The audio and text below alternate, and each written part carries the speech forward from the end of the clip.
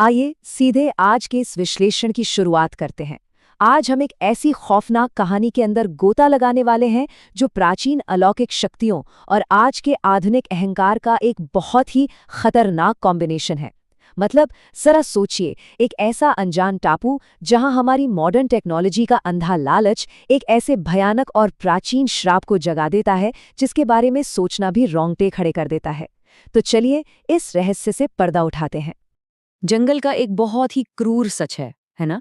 प्रकृति में कोई भी अजेय नहीं है और ये टापू इसी खौफनाक सच का एक जीता जागता सबूत है। यहाँ का माहौल ऐसा है कि एक छोटी सी चींटी भी एक विशाल हाथी की जान ले सकती है। सीधी सी बात है, इस जंगल में राजा वही है जो हर दिन जिंदा रहने की जंग जीता है।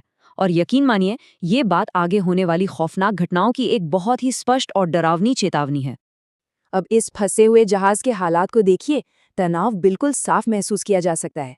एक तरफ वो अमीर और अहंकारी यात्री हैं जिन्हें लगता है कि ये भयंकर आपदा बस एक छोटी सी परेशानी है, और दूसरी तरफ एक बेबस कप्तान जो खराब इंजनों और डूबते जहाज को बचाने की जी तोड़ कोशिश कर रहा है।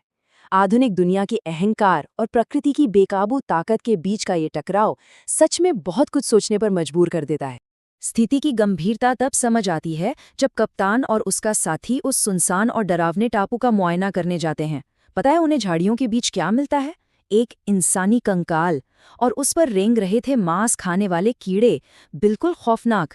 इस नज़ारे को देखकर कप्तान फौरन जहाज पर वापस लौटता है और एक बहुत ही सख्त आदेश देता है, कोई भी जहाज से नीचे नहीं उतरेगा। ये एक बहुत ही स्पष्ट लकीर थी जिसे किसी भी कीमत पर पार नहीं किया जाना था। लेकिन जैसा कि अक्सर होता है, कुछ लोगों को नियम तोड़ना ही होता है। इन यात्रियों ने समंदर और जंगल दोनों के नियमों का पूरी तरह से मजाक उड़ाया। कप्तान की सख्त चेतावनी को ताक पर रखते हुए वे चुपचाप जहाज से उतरे और सीधा जंगल में पिकनिक मनाने चले गए। यहाँ ये बिल्कुल साफ हो जाता है कि उनके इसी अहंकार ने उन्हें मौत के मुंह में धकेल दिया था।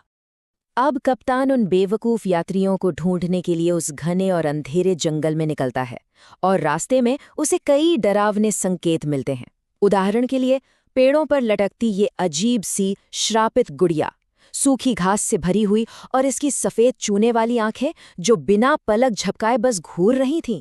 ये कोई मामूली खिलौना बिल्कुल नहीं था।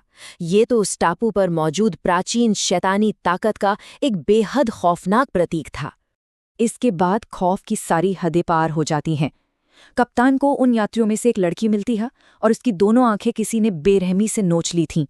और तभी उसी ग्रुप का एक लड़का, जिस पर अब किसी भयानक शैतानी शक्ति का साया आ चुका था, एक रोंगटे खड़े कर देने वाली भविष्यवाणी करता है। न सूरज निकलेगा, न अंधेरा मिटेगा। ये कोई मजाक नहीं था, बल्कि उस टापू की अंधेरी ताकतों की एक बहुत ही स्पष्ट और खौफनाक चेतावनी थी। अब इस घटनाक्रम को देखिए। ये दिखाता है कि उस टापू का श्राप कितनी भयानक तेजी से अपना शिकार करता है। उस शैतानी भविष्यवाणी के तुरंत बाद उस लड़के की चमड़ी के नीचे मांस खाने वाले लार्वा रेंगने लगते हैं। वो दर्द से तड़पता है और उन कीड़ों की उल्टी करने लगता है। हालात इतने बेकाबू हो जाते हैं कि अंत में कप्तान को उसे गोली मारने के लिए मजबूर होना पड़ता है। इतनी तेजी से घटी ये घटना सच में अंदर तक हिलाकर रख देती है। लेकिन रुकिए, इस पूरे बुरे सपने में सबसे ज्यादा चौंकाने वाला खुलासा अभी बाकी है। इस पूरी खौफनाक स्थिति की जड़ कोई प्राचीन श्राप नहीं था, बल्कि ये थी व्हाट्सएप यूनिवर्सिटी पर फैली हुई झूठी अफवाहें।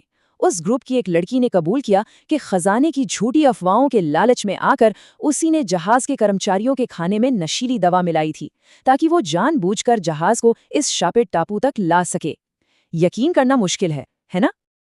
आधुनिक अहंकार और प्राचीन खौफ के बीच का ये अंतर सच में हैरान कर देने वाला है।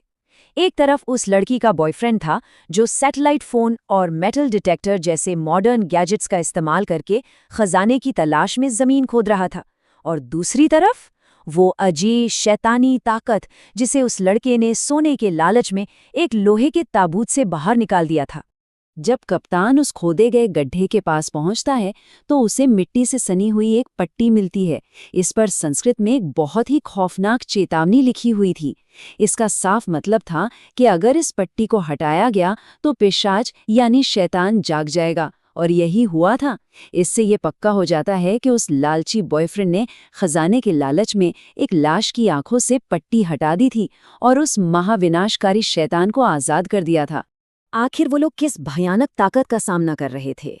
इसे समझने के लिए हमें इस प्राचीन पुजारिन की टाइमलाइन को देखना होगा। ये कोई आम औरत नहीं थी, ये शैतान की पुजारिन थी। उसने शैतान को खुश करने के लिए 4 मासूम बच्चों की बलि दे दी थी, और जब राजा ने उसे 5वीं बलि से ठीक पहले पकड़ा तो उसने अपनी भयानक दृष्टि से पूरे राज्य को श्राप देने की धमकी दी। जरा सोचिए, उसकी नजर पड़ने भर से लोग बीमार होकर मर सकते थे। उस समय राजा के सामने एक बहुत बड़ी दुविधा खड़ी हो गई थी। वो उसे इतनी आसानी से मौत की सजा नहीं दे सकता था। क्यों? क्योंकि अगर उसे जलाया जाता तो उसके धुएं से हवा श्रापित हो जाती, अगर पानी में डुबोया जाता तो पूरा पानी श्रापित हो जाता। इसीलिए एक बेहद खौफनाक कदम उठाया गया। उसकी आंखों पर कस के पट्टी बांध दी गई और उसे राज्य से मीलों दूर इसी लोहे के ताबूत में जिंदा दफना दिया गया था। और यहाँ आता है कहानी का सबसे खौफनाक मोड़, जब कप्तान देखता है कि ताबूत खाली है, पुजारिन वहां नहीं है।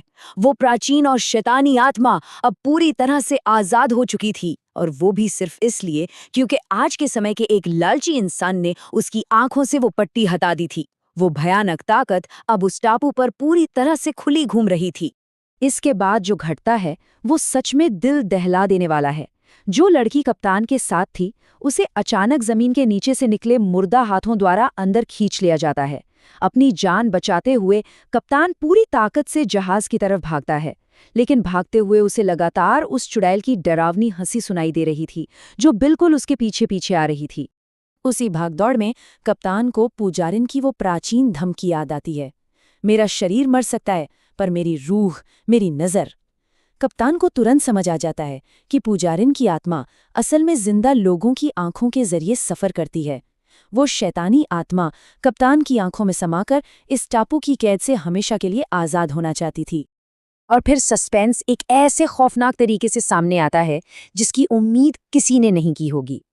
जब जहाज पर बचा हुआ अकेला कर्मचारी कप्तान को वापस पाता है, तो कप्तान जहाज की दीवार की तरफ मुंह करके खड़ा था। उसने अपने सिर पर वही पट्टी बांधी हुई थी जो पुजारिन की आंखों पर थी, लेकिन अब ये पट्टी पूरी तरह से खून से लथपथ थी। यहाँ कप्तान ने साबित कर दिया कि वो एक सच्चा लीडर था।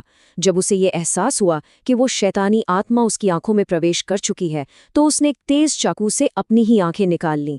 जी हाँ, उसने उस बुरी आत्मा को खुद के अंदर कैद करने और दुनिया को इस भयानक श्राप से बचाने के लिए अपना ये दर्दनाक और सर्वोच्च बलिदान दिया। और इसके तुरंत बाद उसने जहाज को वहां से दूर ले जाने का आखिरी आदेश दिया।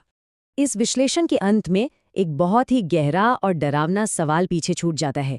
कप्तान ने अपनी आंखों का बलिदान देकर दुनिया को तो बचा लिया, लेकिन उस खुले हुए लोहे के ताबूत में अब क्या बचा है?